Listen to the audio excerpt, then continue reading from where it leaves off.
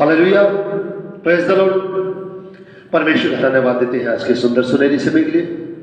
परमेश्वर ने एक बार फिर से हमें समय दिया है ताकि हम नए वर्ष के दौरान एक बार फिर से परमेश्वर के भवन में आ सकें और परमेश्वर के भवन में आकर हम उसके वचन के ऊपर एक बार फिर से चिंतन मनन कर सकें। इससे पहले कि हम परमेश्वर के वचन में जाएं, आइए हम परमेश्वर के हुजूर में अपने स्वरों को झुकाएं और प्रार्थना करें। निहायत ही मेहरबान खुदा, तेरा धन्यवाद देते हैं आज के सुंदर सुनहरे समय के लिए।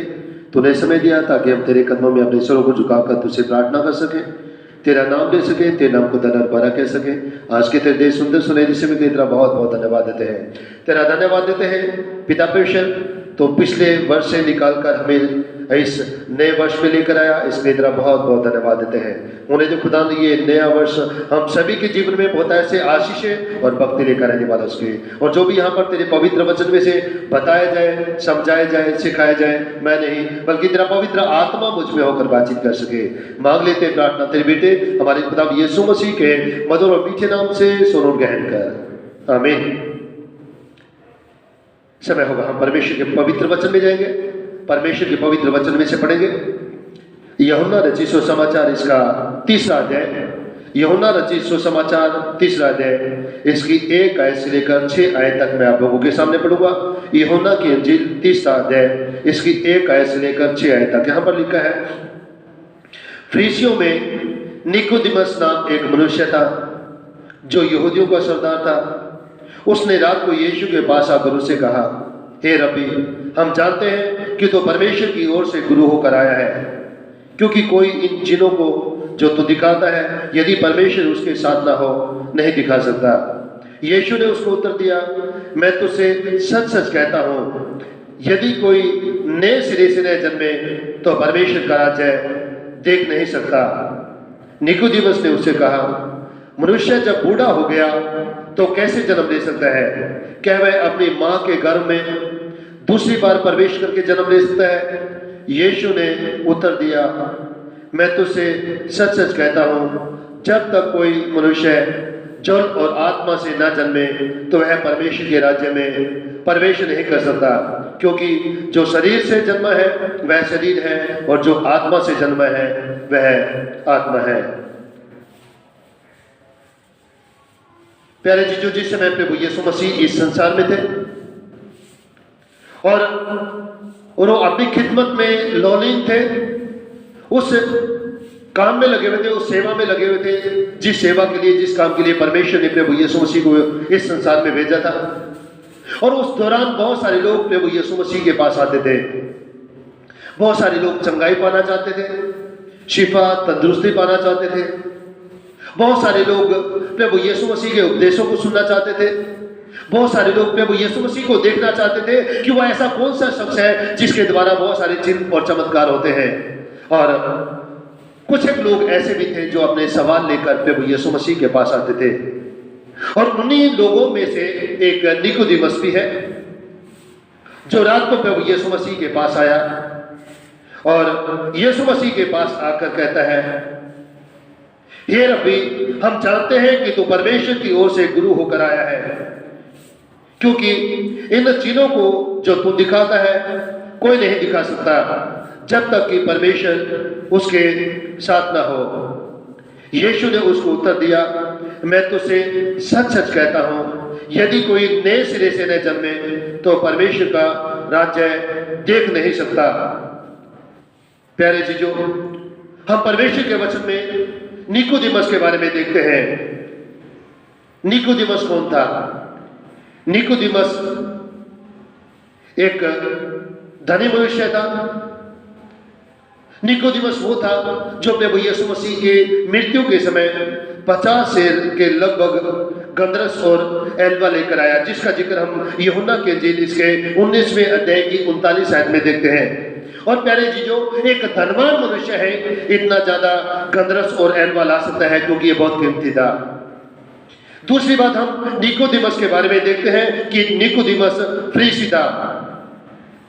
कई कारणों से फरीसी लोग देश के आम लोगों से श्रेष्ठ होते थे। फरीसी शब्द का अर्थ है अलग किया हुआ।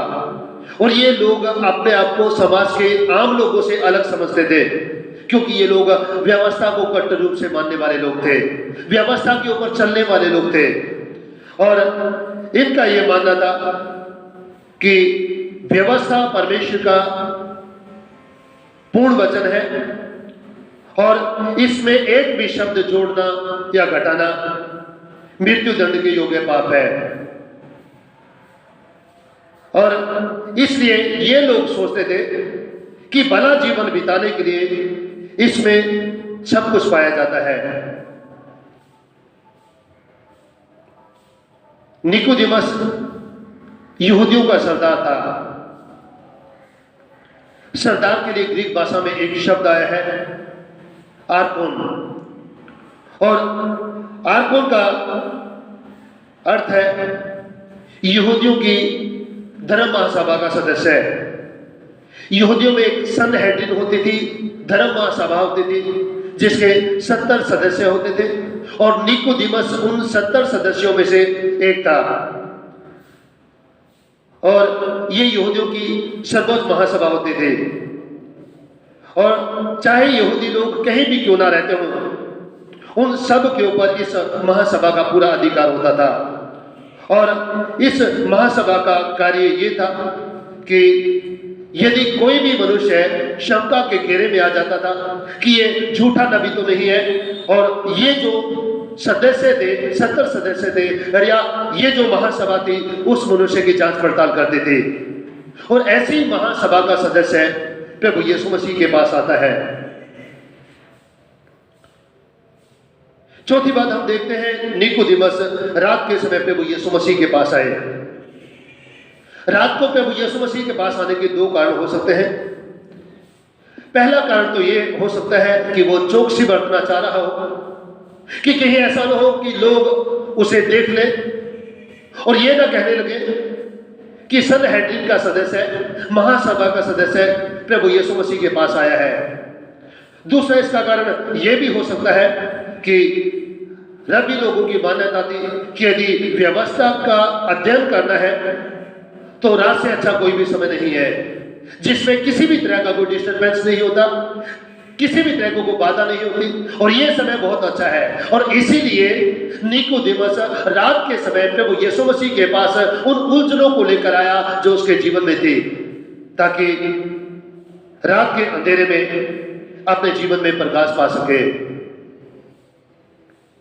निकोदेमस प्रभु यीशु मसीह के पास आते हैं और यीशु मसीह के पास आकर कहते हैं, हे रब्बी, हम जानते हैं कि तू परमेश्वर की ओर से गुरु होकर आया है, क्योंकि कोई इन चीजों को जो तू दिखाता है यदि परमेश्वर उसके साथ ना हो तो नहीं दिखा सकता।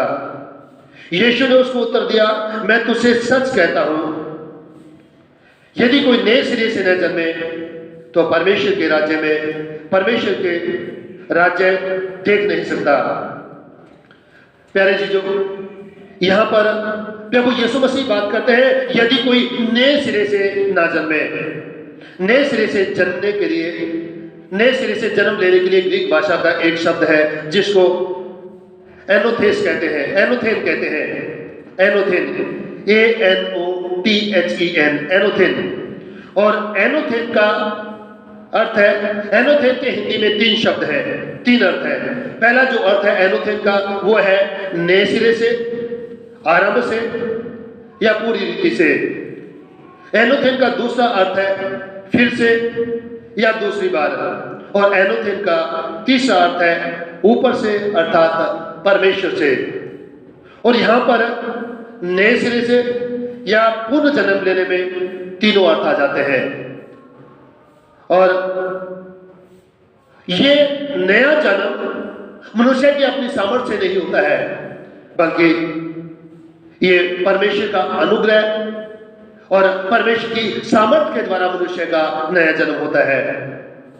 यहां पर हम परमेश्वर के वचन में देखते हैं, यहूदियों का सरदार प्रभु यीशु मसीह के पास आता है और आकर कहता है, हे रब्बी, हम जानते हैं कि तो परमेश्वर की ओर से गुरु होकर आया है, क्योंकि कोई इन चिन्हों को जो तू दिखाता है, यदि परमेश्वर उसके साथ ना हो, नहीं दिखा सकता। यहां पर हम देखते हैं कि यहूदियों का गुरु निकोदेमस प्रभु यीशु मसीह के पास आता है और प्रभु यीशु मसीह से आकर कहता है कि हम जानते हैं कि तू परमेश्वर की ओर से गुरु होकर आया है। यानी कि वो इस चीज को मान लेता है कि प्रभु यीशु मसीह अपने आप नहीं आए हैं, ये परमेश्वर के द्वारा भेजे हुए हैं। परमेश्वर ने किसी विशेष उद्देश्य के लिए प्रभु यीशु मसीह को इस संसार में भेजा है।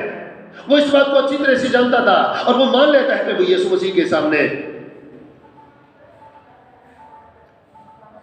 और इस बात को वो जानता था कि इसीलिए निकोदेमस इस बात को अच्छी तरह से जानता था कि इसलिए प्रभु यीशु मसीह के द्वारा बहुत सारे चिन्ह और चमत्कार होते हैं, क्योंकि वो परमेश्वर की ओर से भेजे गए हैं। परमेश्वर ने उन्हें इस संसार के लिए इस संसार में भेजा है ताकि परमेश्वर की योजना को इस संसार में पूरी कर सके। इसीलिए जिस समय प्रभु यीशु मसीह इस संसार में थे, अंधे देखते थे, गूंगे बोलते थे, टूटे ठीक किए जाते थे और दुष्ट आत्माएं निकाली जाती थी, कोढ़ी शुद्ध किए जाते थे और मुर्दे जिलाए जाते थे। और यही कारण था कि भीड़ की भीड़ प्रभु यीशु मसीह के पीछे हो लेती थी।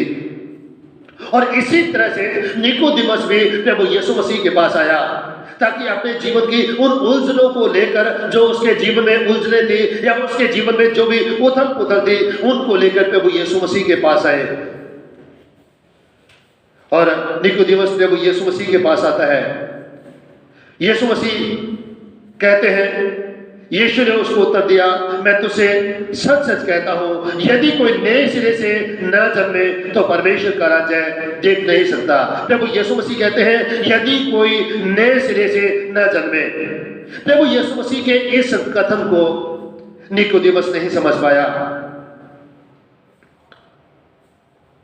और वो कहता है कि ऐसा कैसे हो सकता है कि जब मनुष्य बूढ़ा हो गया क्योंकि वो जन्म ले सकता है? कैसे वो जन्म ले सकता है? क्या वो फिर अपनी मां की कोख में जाए और मां की कोख में जाके दोबारा वो जन्म ले? लेकिन प्यारे जी, जो प्रभु यीशु मसीह का कहने का अर्थ ये नहीं था। प्रभु यीशु मसीह के कहने का अर्थ ये था कि जब तक मनुष्य अपनी पुरानी जिंदगी को ना छोड़कर, जो पाप से भरी हुई है, गुनाह से भरी हुई है, अपराध से भरी हुई है, गंदी सोच विचार से भरी हुई है, तमाम दुनिया भर की बुराइयां इंसान के जीवन में पाई जाती है, जब तक वो मनुष्य उन तमाम बुराइयों को नहीं छोड़ता, तब तक मनुष्य स्वर्ग के राज्य में नहीं जा सकता। यानी कि स्वर्ग के राज्य में जाने के लिए मनुष्य को उन तमाम बुराइयों को, उन तमाम गलतियों को, उन तमाम गुनाहों को जो इंसान के जीवन में पाई जाती हैं, उनको प्यारे जो छोड़ने की आवश्यकता है। और यही बात प्रभु यीशु मसीह यहां पर कहते हैं। पहली बात हम देखते हैं, नए जीवन के लिए शिक्षा देने का उद्देश्य था कि नई आत्मा का जन्म।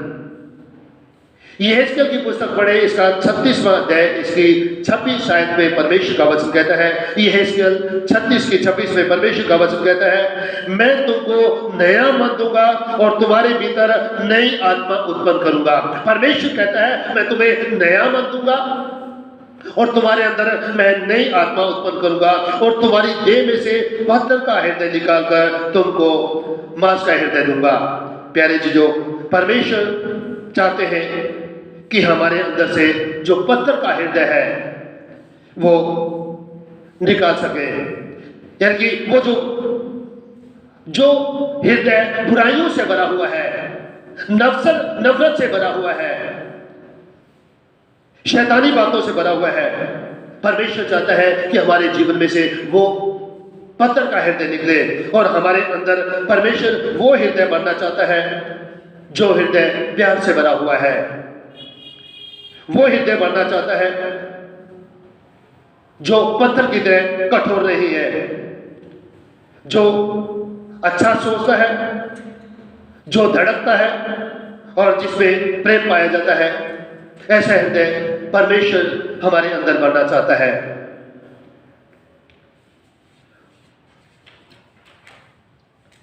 दूसरी बात हम देखते हैं, नया जन्म उद्धार के लिए बहुत जरूरी है।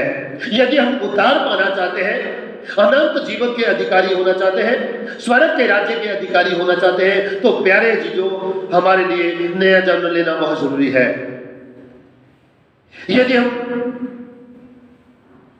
तीतुस की पत्री इसका 3रा अध्याय इसकी 5वीं आयत को पढ़े तो यहां पर वचन में लिखा है, तीतुस 3रा अध्याय इसकी 5वीं आयत में लिखा है, तो उसने यानी कि परमेश्वर ने हमारा उद्धार किया, और यह धर्म के कामों के कारण नहीं जो हमने आप किए, पर अपनी दया के अनुसार नए जन्म के स्नान और पवित्र आत्मा के हमें नया बनाने के द्वारा हुआ। हालेलुया। परमेश्वर का वचन कहता है परमेश्वर ने हमारा उद्धार किया, और परमेश्वर ने जो हमारा उद्धार किया है वो हमारे धर्म के कामों के अनुसार नहीं हुआ है। ऐसा नहीं है कि हमने अच्छे काम किए हैं, हमने धर्म के काम किए हैं इसलिए हमारा उद्धार हुआ है, इसलिए हम अनंत जीवन के अधिकारी बनेंगे, या इसलिए हम अनंत जीवन के वारिस होंगे। ऐसा नहीं है,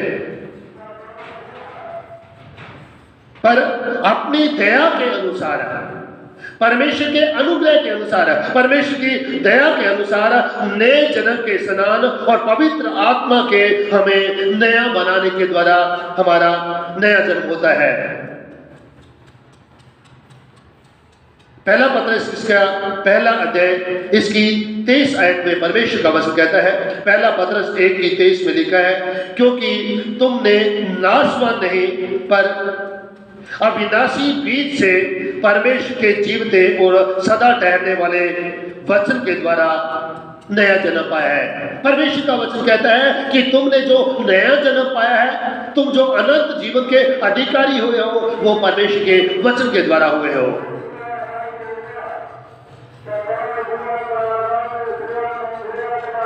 दूसरी बात हम देखते हैं कैसे हम परमेश्वर के राज्य में जा सकते हैं, कैसे हम परमेश्वर के राज्य के अधिकारी बन सकते हैं। यदि हम यूहन्ना की इंजील इसका 3रा अध्याय 3री आयत पढ़े तो यहां पर परमेश्वर के वचन में लिखा है, प्रभु यीशु मसीह कहते हैं, प्रभु यीशु मसीह ने उत्तर दिया, मैं तुमसे सच कहता हूं, यदि कोई नए सिरे से न जन्मे तो परमेश्वर का राज्य देख नहीं सकता। नए सिरे से ना जन्मे तो परमेश्वर का राज्य नहीं देख सकता। यानी कि परमेश्वर के राज्य में जाने के लिए हमें नए सिरे से जन्म लेने की आवश्यकता है। और साथ ही साथ यदि हम मत्ती की इंजील इसका 5वां अध्याय इसकी 3री आयत पढ़े तो यहाँ पर लिखा है, धन्य है वे जो मन के दीन है, क्योंकि स्वर्ग का राज्य उन्हीं का है। यानी कि स्वर्ग के राज्य में प्रवेश करने के लिए, स्वर्ग के राज्य का अधिकारी होने के लिए प्यारे चीजों मुझे और आपको दीन होने की आवश्यकता है। वचन कहता है धन्य है वे जो मन के दीन है, मुझे और आपको आज दीन होने की आवश्यकता है। हालेलुया। मत्ती की इंजील इसका 5वां अध्याय इसकी 10वीं आयत पढ़े तो यहाँ लिखा है, धन्य है वे जो धर्म के कारण सताए जाते हैं, क्योंकि वे स्वर्ग के राज्य के, क्योंकि स्वर्ग का राज्य उन्हीं का है। जो परमेश्वर के लिए सताए जाते हैं, जो यीशु मसीह के लिए सताए जाते हैं, उसकी सेवा करने के बाद प्रभु यीशु मसीह के लिए सताए जाते हैं। यानी कि जो लोग सेवा करते हैं, प्रभु यीशु मसीह की खिदमत करते हैं, यदि उनको प्रभु यीशु मसीह के लिए दुख सहने पड़े, मुसीबतें सहने पड़े, तो परमेश्वर का वचन कहता है कि वो लोग स्वर्ग के राज्य के अधिकारी होंगे। और स्वर्ग का राज्य उन लोगों के लिए है जिन लोगों के जीवन में दूसरों के प्रति सहानुभूति होती है। किसी गरीब को देखकर, किसी जरूरतमंद को देखकर, किसी बेसहारा को देखकर, किसी लाचार को देखकर उनकी मदद करना। मत्ती की इंजील में लिखा है, मत्ती 25वां अध्याय इसकी 34 और 35 आयत पढ़े तो यहाँ पर लिखा है, तब राजा अपनी दाहिनी ओर वालों से कहेगा, हे मेरे पिता के धन्य लोगों, आओ उस राज्य के अधिकारी हो जाओ जो जगत के आदि से तुम्हारे लिए तैयार किया गया है। प्रभु यीशु मसीह उन लोगों से कहेंगे जो प्रभु यीशु मसीह के दाहिनी ओर होंगे। जिस समय प्रभु यीशु मसीह संसार के लोगों का न्याय करेगा, उनको कहेगा, आओ मेरे पिता के धन्य लोगों, उस राज्य के अधिकारी हो जाओ जो तुम्हारे लिए तैयार किया गया है। क्योंकि मैं भूखा था और तुमने मुझे खाने को दिया, मैं प्यासा था और तुमने मुझे पिलाया, मैं परदेसी था और तुमने मुझे अपने घर में ठहराया। परमेश्वर के राज्य में प्रवेश करने के लिए प्यारे चीजों हमारे अंदर सहानुभूति का होना बहुत जरूरी है। दूसरों के प्रति सहानुभूति हमारे अंदर होनी जरूरी है। और तब हम परमेश्वर के राज्य में प्रवेश कर सकते हैं, अनंत जीवन के अधिकारी बन सकते हैं जब हमारे जीवन में सहनशीलता होगी। प्रेरितों के काम इसका 14वां अध्याय इसकी 22वीं आयत में पौलुस और बरनबास के बारे में परमेश्वर का वचन कहता है। प्रेरितों के काम 14वां अध्याय 22वीं आयत में लिखा है, और चेलों के मन को स्थिर करते रहे और यह उपदेश देते थे कि वह विश्वास में बने रहो, और यह कहते थे कि हमें बड़े कलेश उठाकर परमेश्वर के राज्य में प्रवेश करना पड़ेगा। हालेलुया। पौलुस और बरनबास विश्वासी लोगों को कहते हैं कि विश्वास में बने रहो, क्योंकि हमें बड़े कलेश और दुख उठाकर परमेश्वर के राज्य में प्रवेश करना होगा। यानी कि यदि पहली बात तो ये वचन कहता है कि हमें विश्वास में बने रहने की आवश्यकता है, और यदि हम मसीह में चल रहे हैं, प्रभु यीशु मसीह में चल रहे हैं, तो इसका मतलब यह है कि हमारे जीवन में दुख आएंगे, तकलीफें आएंगी, मुसीबतें आएंगी, परेशानियां आएंगी, और उसके बाद हम अनंत जीवन के अधिकारी बनेंगे, स्वर्ग के राज्य के अधिकारी बनेंगे। स्वर्ग के राज्य में प्रवेश करने के लिए प्यारे चीजों, हमारे अंदर विश्वास और प्यार भी होना बहुत जरूरी है। परमेश्वर के राज्य में प्रवेश करने के लिए हमारे अंदर विश्वास और प्यार होना भी बहुत जरूरी है। जेम्स की पत्री पढ़े, यानी कि याकूब की पत्री, इसका 2रा अध्याय इसकी 5वीं आयत में परमेश्वर के वचन में लिखा है। याकूब 2:5 में परमेश्वर के वचन में लिखा है, हे मेरे प्रिय भाइयों सुनो, क्या परमेश्वर ने इस जगत के कंगालों को नहीं चुना कि विश्वास में धनी और इस राज्य के अधिकारी हो, जिसकी प्रतिज्ञा उसने उनसे की जो उससे प्रेम रखते हैं। हालेलुया। वचन में हम देखते हैं याकूब कहता है, हे मेरे प्रिय भाइयों सुनो, क्या परमेश्वर ने इस जगत के कंगालों को नहीं चुना? क्या परमेश्वर ने इस जगत के जो कंगाल हैं उन लोगों को नहीं चुना कि विश्वास में धनी और इस राज्य के अधिकारी हो, इस राज्य के यानी कि स्वर्ग के राज्य के अधिकारी हो, जिसकी प्रतिज्ञा उसने यानी कि परमेश्वर ने उनसे की जो उससे प्रेम रखते हैं। यानी कि परमेश्वर ने उन लोगों से प्रतिज्ञा की है जो उससे प्रेम रखते हैं कि तुम लोग स्वर्ग के राज्य के अधिकारी होगे। और यही बात यहां पर प्रभु यीशु मसीह निकोदेमुस को कहना चाहते हैं। मैं तुमसे सच कहता हूं, यदि कोई नए सिरे से न जन्मे तो वह परमेश्वर का राज्य देख नहीं सकता। यानी कि स्वर्ग के राज्य में प्रवेश करने के लिए मनुष्य के जीवन में नए जन्म का होना बहुत जरूरी है। मनुष्य के जीवन में तब्दीली आना बहुत जरूरी है। मनुष्य का जीवन परिवर्तन होना बहुत जरूरी है। आज का मनुष्य बुराइयों से भरा हुआ है, आज का मनुष्य पाप से भरा हुआ है, आज के मनुष्य के जीवन में बहुत सारी बुराइयां पाई जाती हैं। लेकिन आज प्यारे चीजों, नए वर्ष के उपलक्ष्य में परमेश्वर हमसे चाहता है कि यदि हम अनंत जीवन के अधिकारी बनना चाहते हैं, यदि हम स्वर्ग के राज्य के अधिकारी बनना चाहते हैं, तो परमेश्वर का वचन हमें सिखाता है कि हमें अपने जीवन में से उन तमाम बुराइयों को निकालने की आवश्यकता है। वो जो पत्थर का हृदय है, जो कठोर हृदय है, बुराइयों से भरा हुआ है, हमें हमारे जीवन में से उस हृदय को निकालने की आवश्यकता है। परमेश्वर चाहता है कि हमारे अंदर से वो पत्थर का हृदय निकले और मांस का हृदय आए, जो सोच सकता है, जो प्यार कर सकता है, जो मोहब्बत कर सकता है, जिसमें किसी भी तरह को बुराई नहीं है। प्यारे चीजों, परमेश्वर अपने कलाम के द्वारा हमें सिखाने की कोशिश करता है कि हमें अपने जीवन में से इस नए वर्ष में उन तमाम बुराइयों को निकालने की आवश्यकता है जो बुराइयां हमारे जीवन में है। गंदी सोच विचार, गंदे काम, लुचपन, मूर्ति पूजा, वैर विरोध, डाह, ईर्ष्या, नफरत, क्रोध, ये तमाम बातें जितनी भी हमारे जीवन में पाई जाती है, आज प्यारे चीजों मुझे और आपको उन तमाम बुराइयों को अपने जीवन में से निकालने की आवश्यकता है। तभी ये नया वर्ष मेरे और आपके लिए आशीष लेकर आएगा, बरकत लेकर आएगा, और तभी मैं और आप उस अनंत जीवन के अधिकारी बन सकेंगे, स्वर्ग के राज्य के अधिकारी बन सकेंगे। परमेश्वर इन वचनों के द्वारा हम सभी को आशीष से बरकत दे और होने दे कि आज का वचन हम सभी के जीवन में 30 गुना, 60 गुना, 100 गुना फल आने वाला उसके। आमीन। दुआ करें। निहायत मेहरबान खुदा तेरा धन्यवाद देते हैं तेरे पवित्र वचन के लिए। तेरे वचन के छिपे वेदों के लिए होने दे खुदा आज का तेरा वचन हम सभी के जीवन में बहुत से आशीष और भक्ति लेकर आने वाला उसके, और हम वचन के सुनने वाले नहीं बल्कि वचन के ऊपर अमल करने वाले भी उसके मांगते हैं। प्रार्थना तेरे बेटे हमारे प्रभु यीशु मसीह के मधुर और मीठे नाम से सुरूर गहन कर, आमीन।